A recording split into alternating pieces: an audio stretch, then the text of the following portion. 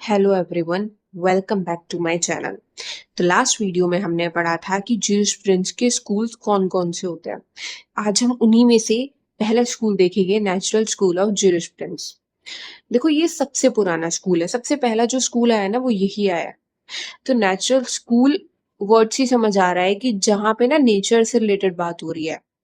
तो ये स्कूल यही कहता है कि देखो, लॉ क्या है।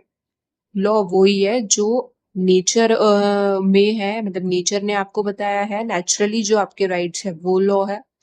रीजन आपकी जो अंदर की रीजनिंग है उनसे आपके हिसाब से मतलब क्या सही है क्या गलत है, जो आप निकालते हो, जो आपकी समझ में आता है वो लॉ है। मोरालिटी, मोरालिटी का मतलब समझ आता ही आपको मोरल से रिलेट करता है कि लॉ क्या है, मोरल से। जस्टिस, लॉ क्या है, न्याय देना। ठीक है, जो न्याय सिर्फ न्याय प्रदान करे सबको। ये बहुत पुराना है, मतलब जब आपके ये पार्लियामेंट वगैरह नहीं थे उससे पहले क्या कोई लॉ थोड़ी था पहले के जमाने में। पहले चल रहा था, ऐसे ही चल रहा था। क्या करते थे लोग, उनके हिसाब से जो सही था कलेक्टिवली पूरी सोसाइटी के हिसाब से वो ही मान लेते थे कि अगर भाई उनको पता चल गया कि सबका एक जीने का अधिकार है, तो बस एक हो गया कि हाँ देखो, हमें किसी को मारना नहीं है, ये इसकी प्रॉपर्टी है तो इसको ठेस नहीं पहुंचानी, इसकी प्रॉपर्टी पे कुछ गलत नहीं करना है। ये क्या हो गया, नेचुरल राइट्स हो गए आपके। तो इनके लिए पहले कोई लॉज नहीं थे, पहले तो इंसान ऐसे ही गवर्न करता था ना, खुद ही गवर्न होता था इन लॉज से। तो इन्हें बोलते हैं लॉज ऑफ नेचर। ये डिस्कवर होते हैं, यानी कि ऐसे तो है नहीं कि किसी ने बनाए हैं और जो है मतलब हमने खुद बनाए, लोगों ने बनाए, ऐसा नहीं होता। बल्कि आज जो पार्लियामेंट लॉ बनाती है वो बैठ के बिल पास होता है, ये होता है, ऐसे लॉ बनते हैं। लेकिन पहले के टाइम में जो है ना, ह्यूमन रीजन से डिस्कवर किया जाता था, बनाया नहीं जाता था बल्कि डिस्कवर किया जाता था। अब अगर बनाने लगे तो इंसान अपने हिसाब से लॉ बनाएगा, जैसे आज होता है, इंसान अपने हिसाब से ज़रूरतों के हिसाब से लॉ बनाते हैं। लेकिन पहले ह्यूमन रीजन से डिडक्ट होता था लॉ। ये यूनिवर्सल और एप्लीकेबल टू ऑल। भाई मोरल्स, नेचर, रीजन हर जगह मतलब सेम है। मोरालिटी तो सबके लिए सेम है ना, जो गलत है वो सबके लिए गलत है और जो सही है वो सबके लिए सही है। तो वो यूनिवर्सली ये अप्लाई होता था। एक बड़ी मतलब ये कहा गया है इस स्कूल में कि an unjust law is not a true law, यानी कि वो लॉ जो इस law of nature, reason, morality, justice से कंट्राडिक्टरी है। यानी कि ऐसे लॉज बन गए हैं जो इनके अगेंस्ट है, वो लॉज ये मानता ही नहीं था कि वो ट्रू लॉ नहीं है। जैसे नाजी वाले टाइम पे जो लॉज बनाए गए थे वो ट्रू लॉ नहीं थे, क्योंकि वो मोरालिटी, जस्टिस वाले प्रिंसिपल्स को फॉलो करते ही नहीं थे। इस स्कूल का जो एम रहा है ना, मतलब लॉ का जो एम है वो जस्टिस प्रोवाइड करना है, फेयरनेस है, कॉमन गुड। ये इस स्कूल का एम है। इस स्कूल में कहा है कि जो हमारा लॉ होता है ना वो ए प्रियरी नॉलेज होता है, यानी कि वो नॉलेज जो हमें किसी एक्सपीरियंस से नहीं मिली, जो थी हमने बस डिस्कवर किया, हमने कोई एक्सपीरियंस से कोई नॉलेज नहीं ढूंढी। ये कहता है कि देखो, कुछ यूनिवर्सल प्रिंसिपल्स है जस्टिस के और मोरालिटी के, वो है। अब क्या होता है, अब क्या है, मतलब जो हम ह्यूमन लॉज बना रहे हैं ना वो उसी के हिसाब से बनाएंगे, उसके नीचे बनाएंगे। ऐसा ना हो कि कुछ अगेंस्ट नहीं बनाएंगे उसके, क्योंकि फिर तो वो ट्रू लॉ होगा नहीं। ठीक है, ये बात हो गई मेन इसके मतलब मेन आपको नेचुरल स्कूल समझा दिया। अब देखते हैं हम historical evolution of natural law theory की, कैसे कैसे ये थ्योरी जो है नेचुरल लॉ की ये इवॉल्व हुई है। अलग अलग ज्यूरिस्ट ने आके अलग अलग पीरियड में अलग अलग थ्योरी दिया। एंशिएंट पीरियड में 5 ज्यूरिस्ट थे, सोक्रेटिस, प्लेटो, अरिस्टोटल, ज़ीनो, सिसेरो। ठीक है, इन सब की अलग अलग अपनी थ्योरी है। सबसे पहले हम देखते हैं सोक्रेटिस क्या कहता है। देखो, सोक्रेटिस की बहुत इजी थ्योरी है। इसने कहा कि एक इंसान के जो अंदर चलता है ना, जो उसकी इनसाइट्स है, जो उसकी अंतरात्मा कहती है कि भाई देख, ये जो तू कर रहा है ये सही है और ये जो तू कर रहा है ये गलत है, वही लॉ है। बस इतनी सी बात है कि तू अगर गलत करेगा तो लॉ के अगेंस्ट है और जो तू सही करेगा वो लॉ है। सिर्फ इतनी सी बात सोक्रेटिस ने कही है, कोई कॉम्प्लिकेटेड थ्योरी इसकी नहीं है। अब आते हैं प्लाटो। प्लाटो जो है ना सोक्रेटिस का ही शिष्य था, उसने इसी की थ्योरी को ना आगे बढ़ाया था। प्लाटो ने थ्योरी ऑफ फॉर्म्स और आइडियाज दी थी, कि उसकी थ्योरी थी। इसने कहा कि देखो, जो ये फिजिकल वर्ल्ड है ना, जो हम देखते हैं, जिसमें हम रह रहे हैं, ये तो टेम्पररी है और इम्परफेक्ट है, कुछ भी सही नहीं है। लेकिन जो एक रियल वर्ल्ड है ना, आपकी आइडिया में, आपके फॉर्म में, आपके दिमाग में, वो ही एटर्नल है, परफेक्ट है और अनचेंजिंग है। तो जो हमारे दिमाग में जो हमारे फॉर्म्स है ना, हमें उस जैसा ही बनाने के लिए, मतलब उस तरीके का वर्ड बनाने के लिए जिन लॉज की ज़रूरत होगी, वो लॉ है। इसने कहा कि जब हम फिज़िकल वर्ल्ड में होते हैं तो हमारे सेंसेस जो चीज़ें बताते हैं ना, क्योंकि हमारी नॉलेज हमारे सेंसेस से आएगी, जैसा हमारा दिमाग कहेगा, जैसे हमारी चीज़ें मतलब सेंस कहेगी, वैसे-वैसे हमारे रीज़न और इंटेलेक्ट वर्क करता है, वैसे-वैसे हम जो नॉलेज है वो गेन करते हैं। तो वो जो हमारे सेंसेस होते हैं ना, वो हमें धोखा दे सकते हैं, क्योंकि वो सिर्फ़ हमें फिज़िकल वर्ल्ड ही तो दिखा पा रहा है ना, वो हमें वो रियल वर्ल्ड नहीं दिखा पा रहे। कहते हैं ना, मन के बहकावे में ना आ, वही वाली बात हो गई ना, कि आपको धोखा दे सकता है आपके सेंसेस। वो आपको सिर्फ़ और सिर्फ़ जो आप यहाँ जी रहे हो ना, उस चीज़ के बारे में बता सकता है, जो एक रियल वर्ल्ड है, सच्ची दुनिया है, वहाँ के बारे में आपको कुछ नहीं बता सकता। इसकी बहुत सारी बुक्स हैं, ये आप देख लेना, मैंने इम्पोर्टेंट बुक्स मेंशन कर दिया है। अब आते हैं हम एरिस्टोटल पे। ये नेचुरल लॉ स्कूल का फादर कहा जाता है। इसने दी थी अपनी थ्योरी ऑफ जस्टिस। इनका मानना था कि भाई जस्टिस ही हाईएस्ट मोरल वर्च्यू है, हमें यही पाना है, इसी के लिए हम लॉ बनाएंगे और यही एक गुड सोसाइटी का फाउंडेशन है। जस्टिस का मतलब है कि हम इक्वल्स को इक्वली ट्रीट करें और अनइक्वल्स को अनइक्वली ट्रीट करें। ज़ीनो ज़ीनो जो है स्टोइसिज्म कॉन्सेप्ट लेकर आए थे। स्टोइसिज्म कॉन्सेप्ट होता है कि देखो, यूनिवर्स हमारी एक डिवाइन रीजन से गवर्न होती है, एक है, कुछ शक्ति है जिससे वो चल रही है। फिर ह्यूमन जो है उसकी रेशनल बीइंग है। उसके बच्चे अब क्या है, उन लोगों को उनके साथ हार्मनी मेंटेन करके रखनी है, यानी कि ह्यूमंस को जो अपने लॉज बनाने हैं ना, वो उन्हीं डिवाइन रीजन से मिलते जुलते बनाने हैं, बिल्कुल वैसे ही बनाने हैं, तो हमारी जो सोसाइटी है वो सही चलेगी। सिसेरो ये कहता है, ये एक रोमन फिलोसोफर था, ये जो है स्टोइसिज्म थ्योरी से बहुत डीपली इन्फ्लुएंस हुआ। इसकी भी थ्योरी कुछ ऐसी थी, इसने कहा कि देखो, नेचुरल लॉ जो है हर जगह वैलिड है, चाहे मतलब दोनों को चलाता है वो, चाहे वो भगवान हो, गॉड हो या वो ह्यूमन हो, सबके लिए नेचुरल लॉ ही वैलिड है। कोई भी ह्यूमन लॉ अगर कंट्राडिक्ट करता है नेचुरल लॉ से, तो वो अनजस्ट है, वो गलत है और उसको हम लॉ मानेंगे ही नहीं। इन तीनों की भी मैंने कुछ इंपॉर्टेंस बुक मेंशन कर दिया।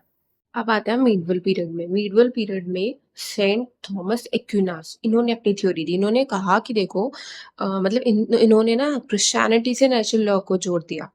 इन्होंने ये कहा कि नेचुरल लॉ जो पार्ट है वो इटर्नल डिवाइन लॉ का है, यानी कि भगवान से एक कोई शक्ति है, वहां से ये लॉ आया है, उसको हमने डिस्कवर किया है। और जो है ये हमें एक मोरल स्टैंडर्ड प्रोवाइड करता है कि सारे इंसानों को ना कैसे वर्क करना चाहिए, कैसे मतलब सही रहना चाहिए सोसाइटी में। और कोई भी अगर अनजस्ट लॉ होगा तो वो ट्रू लॉ नहीं होगा, और हमारे जो कंसर्न्स, हमारी जो अंतरात्मा होती है उसको बाइंड नहीं करेगा, हम उसको नहीं मानेंगे। फिर आता है रेनेसेंस पीरियड। इसमें 3 लोग हैं, 3 ज्यूरिस्ट। पहले है थॉमस होब्स।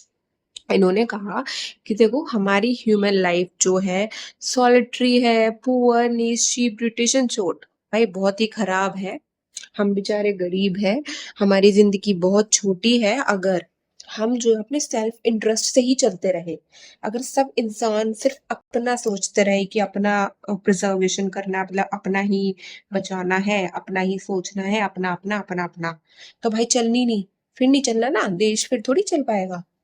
इसके लिए ही हमने क्या करा, हमने अपना कलेक्टिवली हमने अपने सारे नेचुरल राइट्स को एक सॉवरन को दे दिया कि भैया लो, अब तुम जो है हमारे इन राइट्स को लो और हमें प्रोटेक्ट करो। तो ये क्या हो गया, हमारे बीच में एक सोशल कॉन्ट्रैक्ट कर लिया हमने सॉवरन से कि भाई तू हमारे अब जो है ना राइट्स को संभाल। ठीक है, जैसे हमारे यहाँ लेजिस्लेचर, जुडिशरी, ये सब हमारे यहाँ हमारे लॉज बनाते हैं, संभालते हैं, सब यही करते हैं। इनकी भी मैंने बुक्स लिख दी है, आप देख लेना। अब आ जाते हैं तीसरा, जॉन लॉक। ये क्या कहते हैं, देखो ये कहते हैं कि हर इंडिविजुअल ना अपने कुछ राइट्स मतलब पोजेस करता है पहले से, कुछ राइट्स तो उसके नेचुरली होता है ना, जैसे right to life, liberty and property. ठीक है, तो जो गवर्नमेंट्स है वो सोशल कॉन्ट्रैक्ट से बनती है सिर्फ इन्हीं राइट्स को प्रोटेक्ट करने के लिए, सारे राइट्स नहीं, वो सिर्फ इन राइट्स को देने की बात करते हैं कि हम जो हमारे नेचुरल राइट्स है ना, लाइफ, लिबर्टी, प्रॉपर्टी, सिर्फ ये दे के सारे राइट्स नहीं देगी गवर्नमेंट को।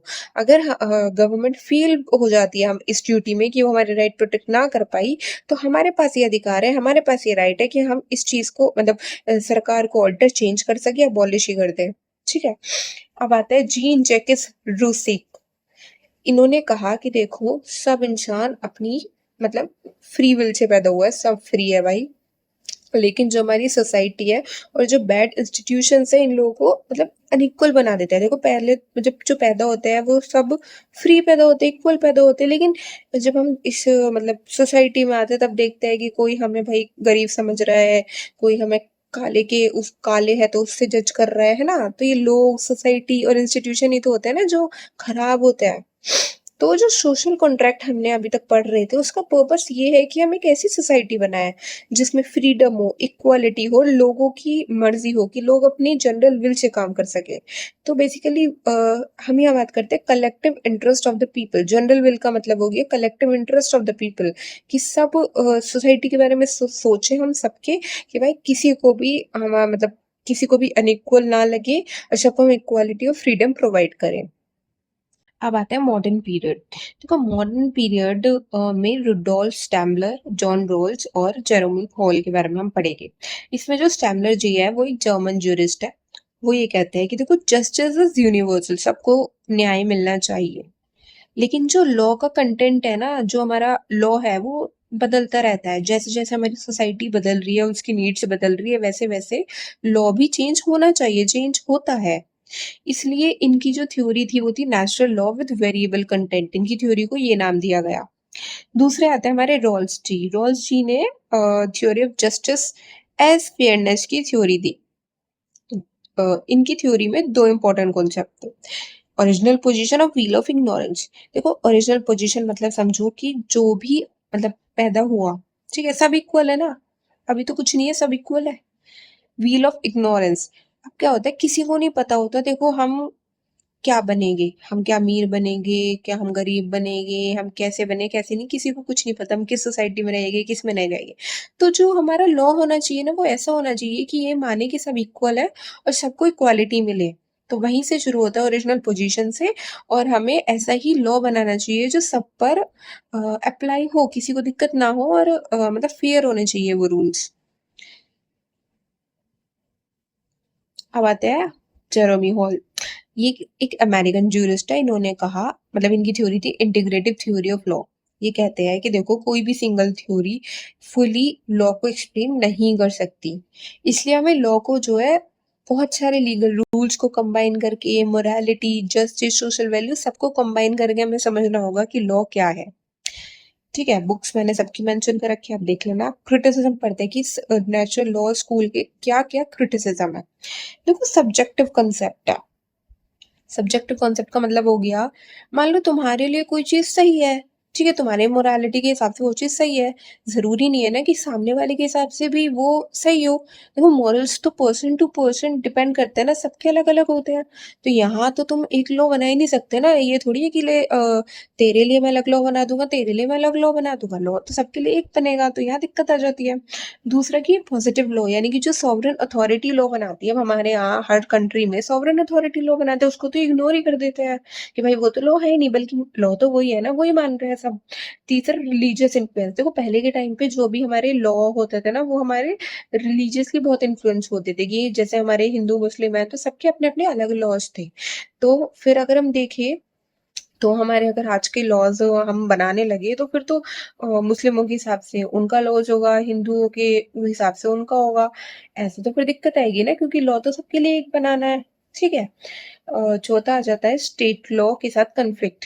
अब देखो जो हमारे लॉ लेजिस्लेचर बनाता है, ठीक है, अगर कभी कभी क्या होता है जो लेजिस्लेचर लॉ बना रहे हैं वो हमारे मोरालिटी के अगेंस्ट होते हैं, या कभी कभी क्या होता है हमारे मोरालिटी के अगेंस्ट नहीं होते लेकिन लेजिस्लेचर उसको लॉ बना देता है। तो ऐसे तो फिर इन दोनों में मतलब डिस्प्यूट अराइज हो जाएगा ना। तो इसलिए ये सब इनकी क्रिटिसिज्म है। ओके सो प्लीज मेरे यूट्यूब चैनल को सब्सक्राइब कीजिए and thank you. Next video में मिलते हैं।